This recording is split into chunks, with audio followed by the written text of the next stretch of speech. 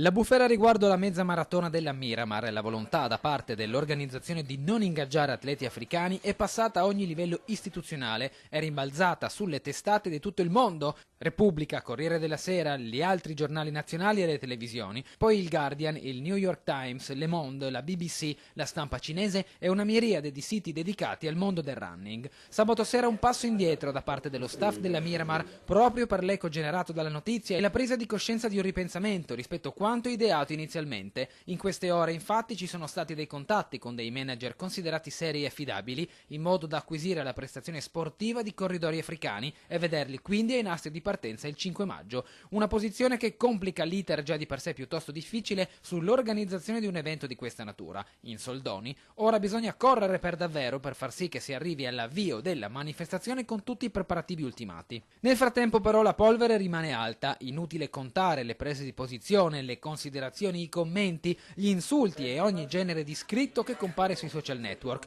dalla politica ad altri personaggi in vista, ma anche dal semplice cittadino interessato o meno a partecipare alla Miramar. Giusto o sbagliato che sia, il tema è e rimane caldo. Verrebbe da dire che allo stato attuale, in ogni direzione ci si muova, si pesta qualcosa di sgradevole. Gli organizzatori lo sanno e al momento hanno deciso di non parlare e arrivare pronti all'evento senza aggiungere altri commenti. Anche il sindaco, che seppur sia parte non coinvolta, dopo aver rilasciato dichiarazioni alla stampa anche nazionale nella giornata di ieri, oggi si è dimostrato spazientito nel dover tornare su argomenti che non lo vedono protagonista, bensì solo come colui che ci tiene a non far passare il messaggio che vedrebbe in Trieste una città ostile e razzista. Schermaglie politiche a parte, il vero banco di prova sarà la gente, saranno le iscrizioni e la partecipazione alle corse del prossimo weekend.